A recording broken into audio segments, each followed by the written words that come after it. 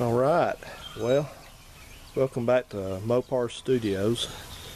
So, I have my hoses out over the fender and my water hose down here ready to go.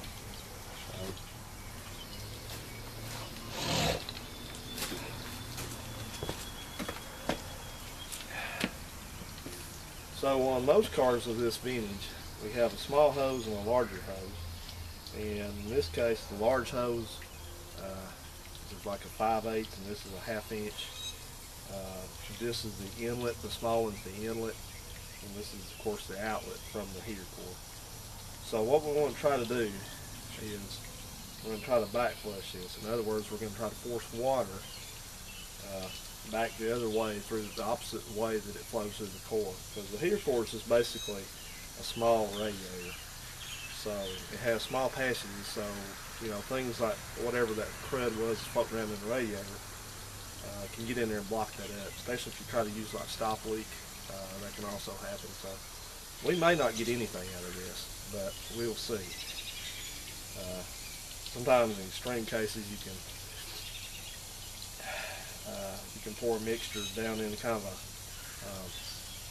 chemical mixture down in this and get it to do something to dissolve that stuff up. But I'm hoping and I'm thinking that that stuff that's in there is not that thick. So let's see what we get. And this is going to be the hose you want to watch right here. I'm going to use this hose for my see if I douse myself with water here.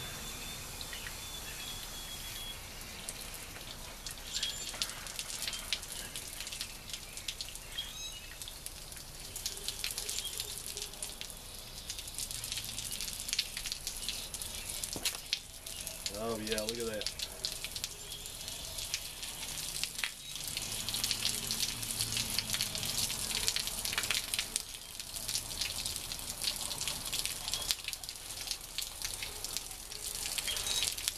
See how the water's turning clear now?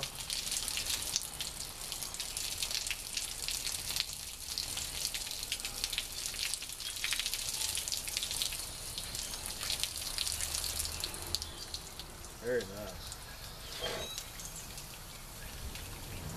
So,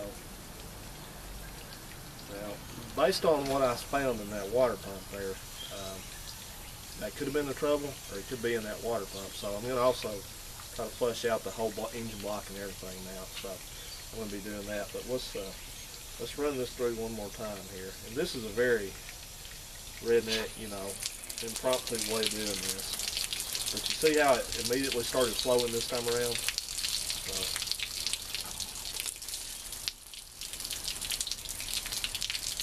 I hope I'm not getting the floorboards full of water in there.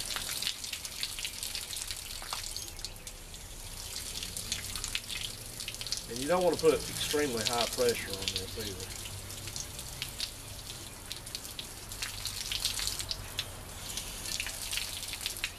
That looks good.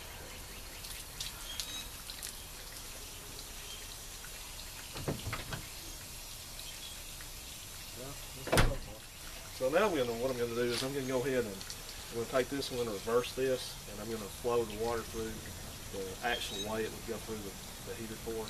Do my best in this kind of backyard setup here.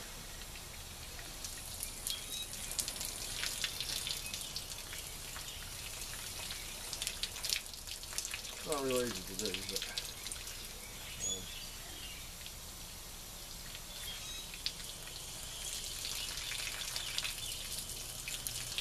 looks like we're getting some good flow. Still a little bit dirty. I still see a little bit of rust coming through that way and stuff.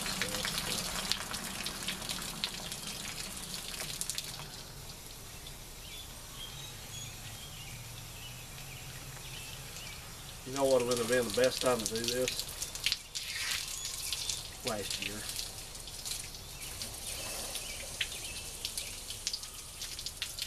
So I didn't feel like doing it last year. So. Alright, that's how you flush a heater core. Well,